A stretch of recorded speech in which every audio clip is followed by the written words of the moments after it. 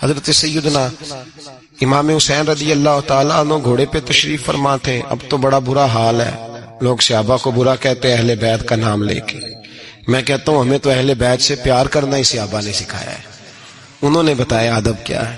اور صاحب طبقات, حالانکہ ان کا انداز بڑا محققانہ ہے, بڑی جان پھٹک کے بعد وہ چیزوں کو لاتے ہیں. وہ فرماتے ہیں کہ حضرت امام حسین کالی سیاہ داڑھی تھی, کوئی بال سفید نہیں تھا. جناب ابو ہریرہ بوڑھے آدمی تھے, ضعیف, شاگردوں کا حلقہ تھا. جیسے آپ بیٹھے ہوئے ہیں سامنے تو میں واز کر رہا ہوں تو سامنے سے امام حسین تشریف لائے.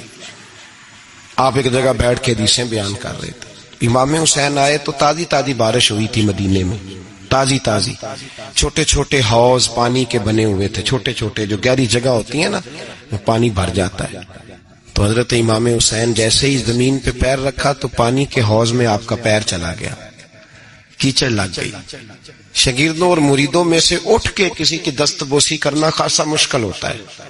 حضرت سیدنا ابو ہریرہ رضی اللہ تعالیٰ عنہ دیکھ رہے تھے, جو ادھر لوگ بیٹھے تھے وہ نہیں دیکھ رہے تھے. حضرت ابو ہریرہ دیکھ رہے تھے, وہ اٹھے, دوڑے گئے اور پھر جا کے اپنے سر سے پگڑی کھولی اور پھر امام حسین کا پیر جیسے ہی صاف کیا تو امام حسین نے پیچھے کیا, کہا حضور آپ بوڑھے ہیں, میں جوان ہوں, تم آپ میرے لیے عزت کے قابل ہیں, میرے نانا جان کے آپ غلام ہیں, یہ آپ کیا کر رہے ہیں؟ سیدنا ابو ہریرہ رضی اللہ تعالیٰ انہوں نے پیر چھوڑا نہیں, زور سے پکڑ لیا, رونے لگے, کہنے لگے حسین تجھے نہیں دیکھ رہا, میں تو محمد عربی کی نسبت کو دیکھ رہا ہوں. تو میرے عزیز یاد رکھیں اس بات کو کہ نسبت ایک حسن ہے, نسبت ایک توانائی ہے, نسبت ایک وقار ہے. نسبت کی قدر کریں. اگر اہل اللہ کی کوئی اولاد ہے, حضرت عمر فاروق رضی اللہ تعالیٰ عنہ سیدھے سیدھے 2 + 2 کے قائل تھے, کوئی چکر ہی نہیں, بس جو مانتا ہے ٹھیک ہے, نہیں مانتا تو ڈنڈا منگاؤ, سیدھی سیدھی زندگی تھی.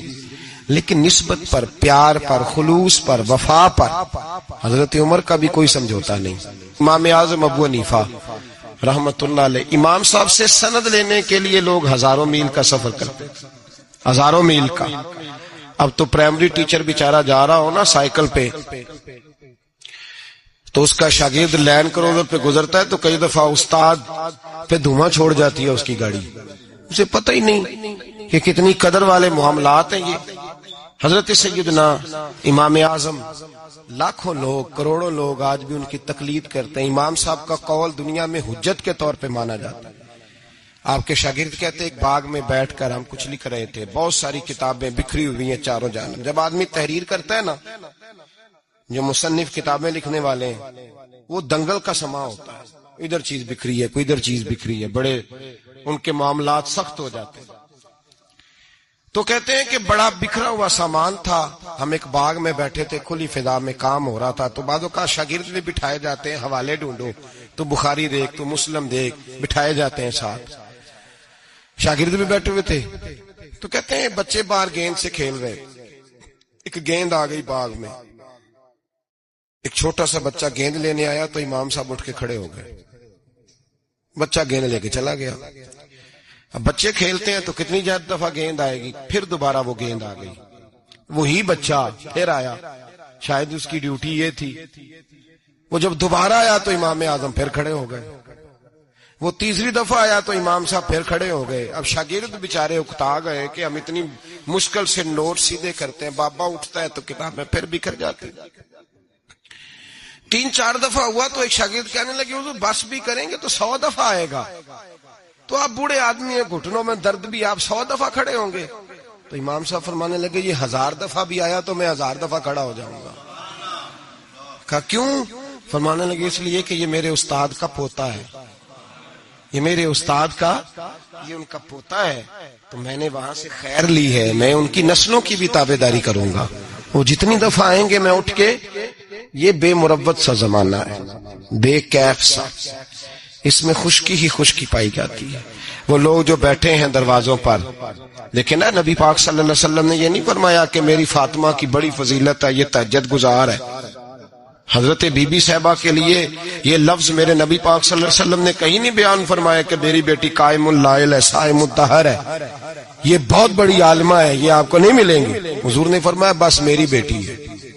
الفاطمہ تو بدعت, اس کا کمال یہ ہے کہ یہ میری اور تمہارے لیے اتنا کافی نہیں کہ محمد عربی کی بیٹی ہے صلی اللہ علیہ وسلم. فرمایا جس نے اس سے پیار کیا اس نے مجھ سے پیار کیا، جس نے اس سے بغض رکھا اس نے مجھ سے بغض رکھا. تو شرف نسبت یہ صوفیاء نے کوئی گھڑ نہیں لیا نظریہ، یہ قرآن کا، حدیث کا، صحابہ کا بتایا ہوا معاملہ ہے. قدر ایک قیمتی چیز کا نام ہے. قدر والا فیض یاب ہوتا ہے، اور جو بے قدر ہوتا ہے نا اس کا فیض سلب ہو جاتا ہے. جس نے سمجھ لیا نا کہ فلاں چیز میری رینج میں ہے، میں جب چاہوں جیسا چاہوں ویسا ہو جائے گا، وہ گیا. اور جس نے کہا نا نہیں میں تو سال کے راہ ہوں، اس کی مہربانی توجہ کر دیتا ہوں، وہ بچ گیا.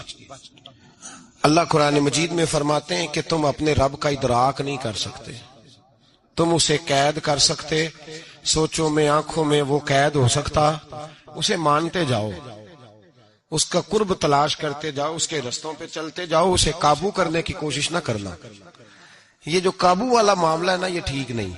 قدر کرنے والے بچ جاتے ہیں. قدر والا فیض یاب ہوتا ہے، بے قدر نقصان اٹھاتا ہے. یاد رکھیں حضرت خواجہ نظام الدین محبوب الہی رحمت اللہ علیہ کے خلیفہ تھے حضرت امیر خسرو، بلکہ محبوب تھے. کبھی کبھی خلیفے اور محبوب میں بھی فرق ہوتا ہے. بلکہ محبوب تھے حضرت امیر خسرو رحمت اللہ علیہ. تو بادشاہ کے وزیر تھے. تو بادشاہ نے کہا ایک دفعہ کہ میرے لیے دعا تو کراؤ، دلی کے حالات ذرا خراب ہے. تو کہنے لگے میں نے کبھی نہیں کہا دعا کے لیے، میں نہیں سفارش کرتا، آپ خود کسی کو بھیج دیں. نے مجبور کیا تو کسی اور آدمی نے کہا حضور انہوں نے کئی دفعہ خواجہ امیر خسرو سے دعا کے لیے کہا ہے بادشاہ نے، تو یہ آپ کو کہتے نہیں، تو آپ دعا کر دیں.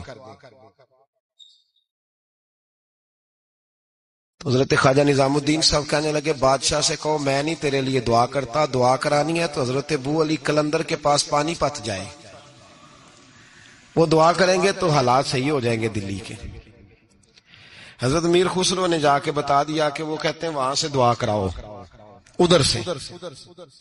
کہنے لگے پھر تو نہیں جانا ہے. تو حضرت امیر خسرو کہنے لگے جی مجھے کسی اور کا رستہ آتا ہی نہیں، میں نے نہیں جانا. کہنے لگے اگر میں حکم کرا دوں تو کہا حکم کا میں پابند ہوں. حکم ہو گیا حضرت خواجہ نظام الدین صاحب کی طرف سے کہ جاؤ پانی پت. حضرت امیر خسرو گئے حضرت ابو علی قلندر کے پاس، ان سے جا کے دعا کرائی. پانی پت بڑی دور ہے دلی سے. دعا کرائی تو کہا بادشاہ سے کہنا حالات صحیح ہو جائیں گے، اور جب صحیح ہو جائے نا تو پھر میرے پاس آئے، صحیح ہو جائیں. دعا کی تو اگلے دن ہی معاملات بہتر ہونے لگے. ایک ہفتے میں سب چیزیں بادشاہ کے کنٹرول میں آ گئیں. گھوڑے پہ بیٹھا، مٹھائی لی، پھل لیے، پانی پت گیا. حضرت سے جا کے کہا حضور میں حاضر ہوں، کیا بتانا تھا آپ نے؟ آپ فرمانے لگے تو نے دعا کے لیے خواجہ نظام الدین صاحب سے کہا تھا، تو انہوں نے کیا کہا؟ کہ جناب انہوں نے کہا آپ سے دعا کرائیں. فرمانے لگے میں دعا کروں جو ہر جمعرات خود خواجہ نظام الدین صاحب سے دعا کرانے جاتا ہوں، ہر جمعرات جاتا ہوں دلی اور ان سے دعا کرا کے آتا ہوں. تجھے پتہ یہاں کیوں بلایا ہے؟ یہ بتانے کے لیے کہ تیرے حالات خراب کیوں ہوتے ہیں. کہا حضور کیوں ہوتے ہیں؟ فرمانے لگے تیرے حالات اس لیے خراب ہوتے ہیں کہ تو حضرت خواجہ نظام الدین صاحب کی قدر نہیں کرتا. ان کی قدر شروع کر دے، میرا وعدہ ہے تیرے حالات صحیح ہو جائیں گے. انہیں قدر چھوڑ دی ہے رب کریم کے بندے کی. تیری بغل میں رہتے ہیں نا، ساتھ ہوتے ہیں، تو کہتا ہے وہ تو میری رینج میں ہے، مسئلہ ہی کوئی نہیں، تیرے پاس ہوتے ہیں. اور فرمایا انہوں نے وہ دعا کرتے تو اللہ تیرے پہ بڑا فضل کرتا. انہوں نے میرے پاس تجھے بھیجا ہی اس لیے تاکہ تجھے ذرا قدر پتا چلے کہ اللہ والوں کی کوئی قدر بھی ہوتی ہے. ایسے ہی معاملہ تو میرے بھائی یاد رکھیں، نسبت کا ایک درجہ ہے، اور یہ ہم نا چکروں میں پڑے رہتے ہیں جس کی وجہ سے نقصان اٹھاتے ہیں. اپنے آپ کو سمیٹ کے رکھیں، نظر پر، زبان پر، سوچ کو پابند رکھیں، اور سیدھا سیدھا جب خیر لینے کا ارادہ بندہ کر لیتا ہے تو پھر اللہ اس کے لیے اسباب بھی پیدا کر دیتا ہے، اور جس کی گردن اکڑی رہتی ہے اس کا نقصان ہوتا ہے. اللہ ہمیں سمجھنے کی توفیق عطا فرمائے.